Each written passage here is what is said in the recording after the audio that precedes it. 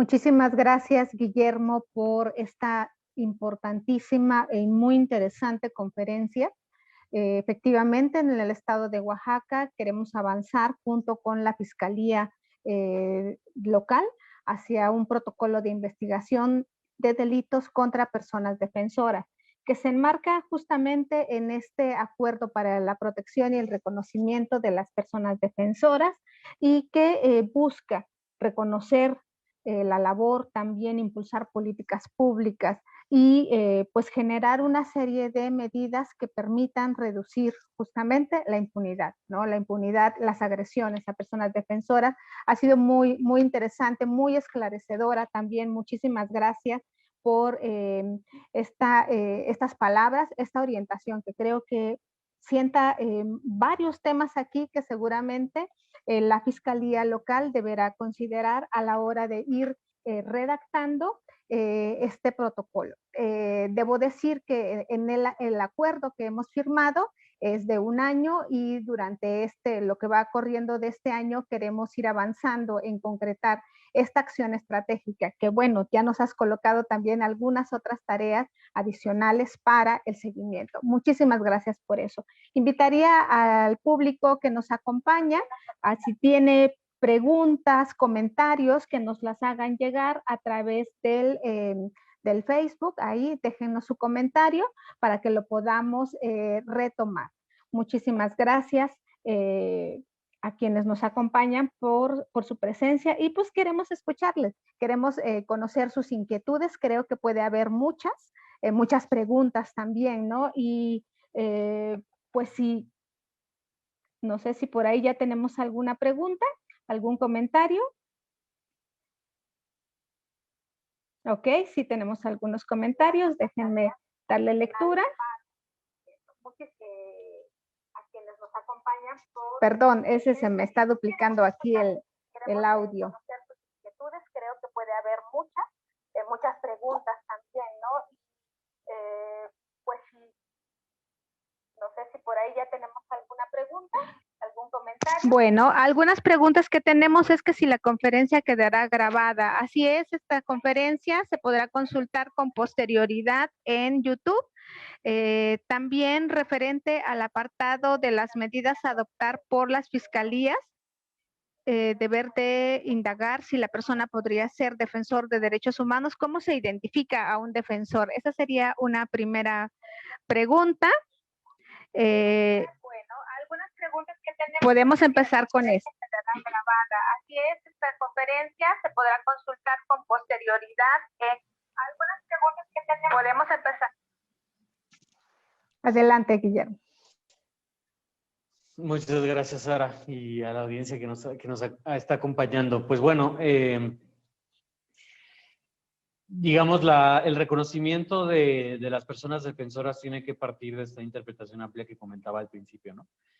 Donde no las fiscalías o los ministerios públicos no deben o deben de partir de este reconocimiento amplio de que cualquier persona que hace un ejercicio de reivindicación de derechos propios o colectivos está ejerciendo una labor de defensa, ¿no? Y en ese sentido tiene la obligación de presuponer o de no ejercer un rol revictimizante en el cual se cuestione o se exija la solicitud de pruebas o de validaciones de credenciales sobre un ejercicio de defensa, ¿no? Más bien, el ejercicio de reconocimiento tendría que ser al revés, partir del supuesto de que la alegación de que un delito corresponde como una represalia, un ejercicio de defensa, ya obliga a las fiscalías, al Ministerio Público a identificarlo como un móvil o como un posible, como una línea de investigación detrás de las agresiones contra personas defensoras, ¿no? Siempre, insisto, partiendo de este reconocimiento amplio de que no se necesita formar parte de alguna organización, de tener una trayectoria amplia o histórica de reivindicación o de labor de defensa, sino más bien de partir del supuesto de que cualquier persona, independientemente de su origen o de de su adscripción a organizaciones o a movimientos sociales, al momento de que está haciendo una reivindicación de derechos humanos, está haciendo una labor o asumiendo un rol de defensa de derechos humanos.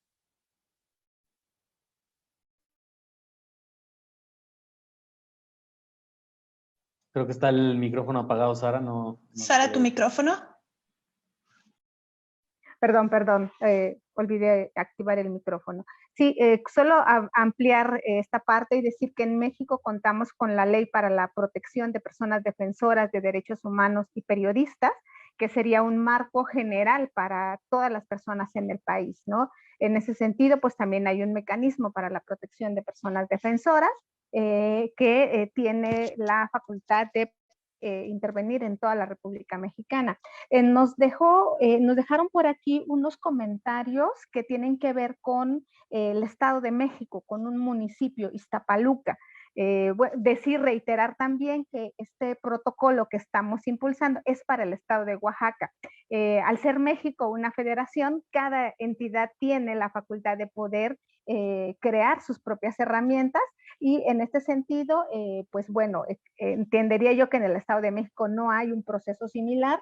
Sin embargo, remito a la Ley para la Protección de Personas Defensoras y Periodistas que sí nos abarcaría a todas las personas en el país. Y bueno, aquí también hay algunas, justamente hablando del tema de la criminalización, quisiera retomar solo algunas cuestiones que se comentan aquí. Por ejemplo, cuando las autoridades, dice, las instituciones están vendidas, te secuestran, golpean, vejan, violentan de diferentes formas, levantas una denuncia y se tardan, le dan carpetazo, amenazan con que tienen tus datos personales, en fin, hay toda una serie de malas prácticas dentro de las fiscalías que me parece sí serían importantes de revisar a nivel local, a nivel del estado de Oaxaca, para evitar justamente esto que tú has señalado al final de tu intervención, que tiene que ver con la criminalización de las personas defensoras. Y tal vez sobre esto podrías abundar un poquito más, ¿no? Especialmente cuando es el Estado el que juega el papel de proteger a las personas defensoras. Adelante, Guillermo. Claro, sí, justamente creo que ese es un tema fundamental, ¿no? Casi que el punto cero de trabajar una política criminal en términos amplios y de pensar también eventualmente en la adopción de instrumentos específicos como el protocolo de investigación, ¿no? Partir del reconocimiento duro de que tanto en México como en Latinoamérica el Estado es el principal agresor de las personas defensoras, ¿no? Y que muchas veces estas agresiones se materializan a partir de la criminalización del uso indebido del derecho penal para perseguir, para ejercer represalias contra quienes reivindican sus derechos y para inhibir o para amedrentar a otras personas a que no lo hagan, ¿no? En ese sentido, por ejemplo, destacar el caso de la defensora de derechos humanos, Kenia Hernández, que desde hace, que no es de Oaxaca, pero creo que es un caso paradigmático en el cual tanto la Fiscalía General como la Fiscalía de distintas entidades de Guerrero, si no me equivoco, también del Estado de México, de Guanajuato, han abierto distintas carpetas de investigación, una tras otra, literal, ni siquiera, aun cuando Kenia ha sido beneficiaria de medidas cautelares, de la adopción de medidas alternativas a la prisión preventiva,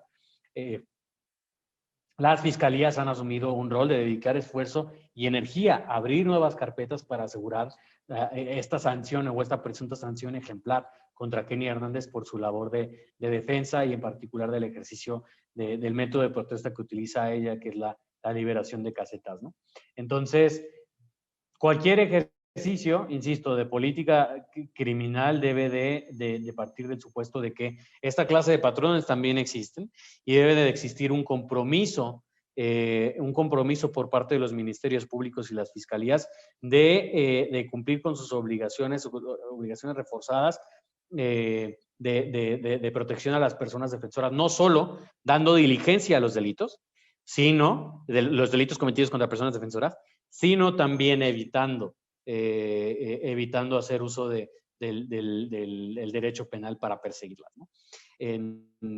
En ese sentido, pues yo creo que sí va sobre todo con un asunto de voluntad o de compromiso público, porque al final estamos hablando de que las fiscalías, como todas las instituciones del Estado, tienen recursos limitados, ¿no? Tienen recursos limitados de operación y hay criterios formales o informales que hacen que las fiscalías en la práctica estén decidiendo o prefiriendo perseguir o criminalizar en lugar de sancionar o investigar los delitos contra personas defensoras, ¿no? Entonces, sí es importante recalcar esta voluntad necesaria por parte de los ministerios públicos y que más allá, como creo que también se refiere en el comentario de esta persona que nos acompaña hoy, más allá del hecho mismo de la criminalización, como reconociendo que estamos en un estado, habitamos un estado en el cual la impunidad es alta, donde suceden todas estas cosas que referían en la intervención, ¿qué medidas asumimos como sociedad civil, pero sobre todo el Estado y las instancias de procuración de justicia para recuperar la confianza de la ciudadanía, ¿no? Para combatir estas malas prácticas que han derivado en la mala reputación que desafortunadamente tienen nuestras instancias de procuración de justicia al respecto de filtración de información, de revictimización, de falta de diligencia, falta de proactividad en las investigaciones, ¿no? Es decir, son temas que incluso van más allá de la protección específica de personas defensoras, pero que se tienen que resolver para pensar en que aun si adoptamos un protocolo de investigación, las personas defensoras van a tener la confianza y la seguridad de que ese instrumento de hecho les va a ayudar a obtener justicia por las agresiones de las cuales son víctimas, pero sobre todo que no va a generar un efecto boomerang o un efecto contrario de obstaculizar eventualmente o de restringir todavía más su labor de defensa, ¿no? Entonces, no es tarea menor, es más bien una tarea indispensable que se tiene que pensar, que se tiene que trabajar desde esta perspectiva amplia e insisto que supera o que va más allá a la adopción de un protocolo determinado, ¿no? Así es. Pues muchas gracias. Esta es una tarea mayúscula, es una tarea, como tú lo has dicho, ¿no? Desarrollar un protocolo de investigación es una herramienta dentro de una política criminal y así con cada una de las instancias que son parte firmante de este acuerdo. Tenemos un comentario también aquí sobre la Defensoría de Derechos Humanos del pueblo de Oaxaca, que teniendo un papel importante no realiza acciones puntuales al respecto. ¿Cómo se obligará a la Defensoría para los casos que lleguen ahí? Bueno, es una pregunta interesante y creo que nos remite al tema también de la coordinación interinstitucional, ¿no? Entonces, no sé si sobre esto tú podrías agregar una palabra también. Claro, sí, lo comentábamos un poco en el apartado de elementos del protocolo, ¿no? Es indispensable, como lo hizo el protocolo de Guatemala, que se identifiquen explícitamente, ¿no? En esa ruta operativa, cuáles son las vías y las instancias a partir de las cuales se va a construir este puente entre la Fiscalía y otras instancias relevantes para la protección de personas defensoras, ¿no? Yo desconozco a detalle la arquitectura institucional de Oaxaca, creo que ahí la experta eres tú, Sara, pero digamos, se tiene que tomar en cuenta por lo menos, ¿no? El vínculo con las instancias encargadas de implementar, de diseñar las medidas de protección, ¿no? De asegurar que se están, en la medida de lo posible y de lo que no ponga en riesgo la integridad y el ejercicio de defensa de las personas defensoras. ¿Cómo se comparte información, por ejemplo, para los análisis de riesgo de las medidas de protección, ¿no? ¿Cómo se hace ese esfuerzo coordinado en ambas vías, ¿no? Desde la Fiscalía hacia, entiendo en este caso de Oaxaca, hacia la Defensoría para poder diseñar medidas de protección adecuadas, pertinentes, sensibles a las causas de defensa, pero también con un enfoque interseccional del ámbito, grupo particular del que estemos hablando, pero también al revés, sobre cuáles son los agentes de riesgo que se están identificando en las medidas de protección para volver hacia la fiscalía y que estos ejercicios de análisis también se tomen en cuenta dentro de los planes de persecución penal, ¿no? Es decir, que se pueda, en este ejercicio de integralidad, de reconocer el contexto, de reconocer las fuentes de riesgo, la naturaleza de las fuentes de riesgo, también pueda existir esa comunicación. Y otro puente fundamental que, insisto, en el caso de Oaxaca desconozco cuál sería el puente institucional, pero que suele también establecerse o que es indispensable que se establezca, es con relación a la fiscalía, de la fiscalía con respecto a las instancias competentes para la adopción de medidas de reparación o de acompañamiento a víctimas, ¿no? No sé si en el caso de Oaxaca estaríamos hablando de esta infraestructura de la Ley General de Víctimas o algo por el estilo, pero digamos de estas instancias encargadas de brindar asistencia psicosocial, por ejemplo, o de algún tipo de acompañamiento o de reparación material o monetaria a las víctimas. También la Fiscalía debe tener esa proactividad de identificar cuándo recibe una denuncia, cuándo es necesario canalizarla o solicitar algún tipo de medida complementaria o medida pues sí, de reparación, ¿no? Entonces, y eso por no entrar en detalle con otros puentes institucionales, pero digamos sí es fundamental de que el protocolo aborde con todas sus letras, ¿no? Como el caminito para poder seguir esa coordinación interinstitucional. Muchas gracias, Guillermo. Creo que son muy interesantes los comentarios también. Aquí tenemos algunos de las compañeras de Luna del Sur, Asociación Civil, sobre la intervención de instituciones no penales, decía, ¿no? Entonces, la Defensoría, Prodecon, menciona algunas, ¿no?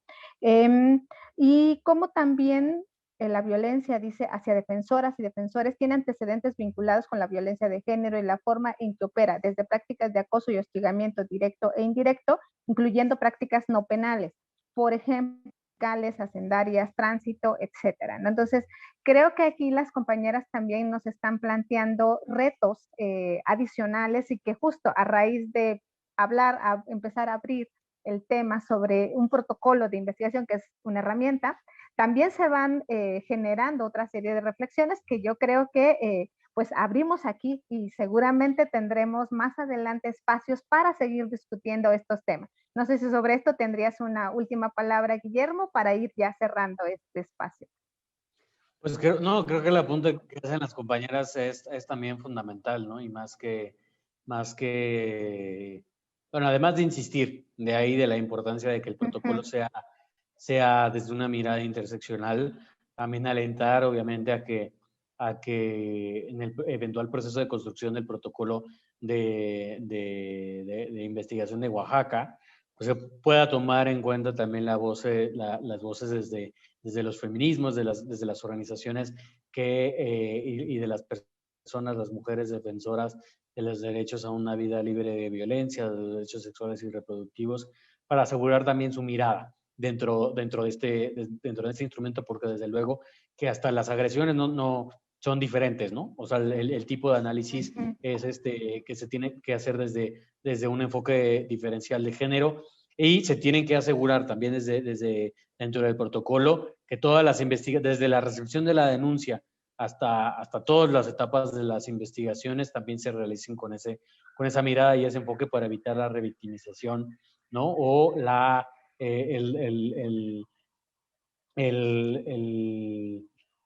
pues sí, la insistencia o el reforzamiento de estereotipos de género que puedan inhibir una debida diligencia o una diligencia comprensiva, ¿no?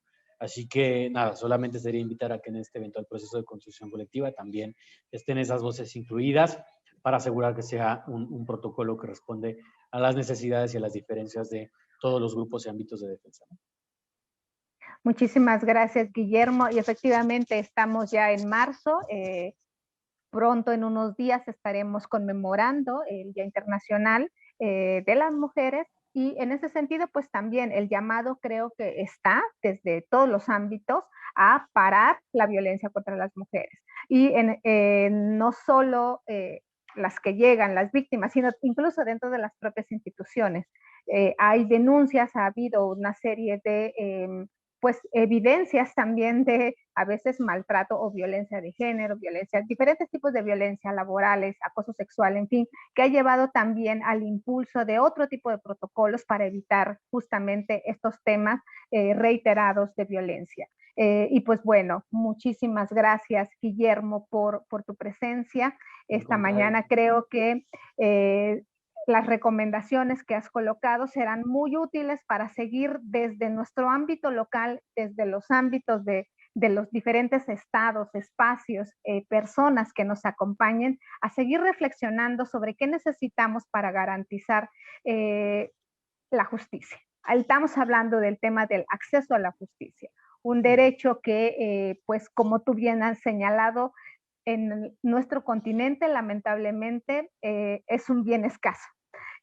Seguimos en México teniendo niveles de impunidad muy altos y esto es generalizado, esto no es específicamente para temas de personas defensores o periodistas, es al final todos y todas como ciudadanas, como ciudadanos, enfrentamos un aparato de justicia que a veces no cumple cabalmente con su función por una serie de razones muy diferentes, pero que justamente nos plantean retos adicionales para seguir exigiendo, para seguir fortaleciendo también iniciativas que nos permitan avanzar en estos retos tan grandes que tenemos.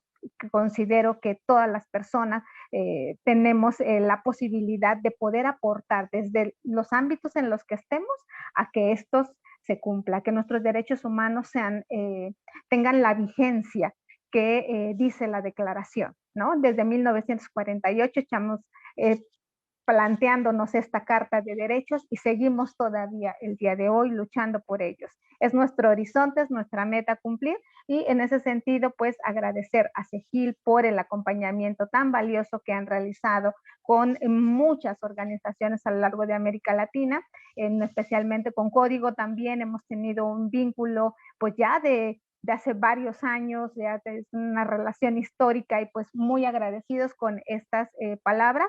Seguiremos para el público que nos acompaña.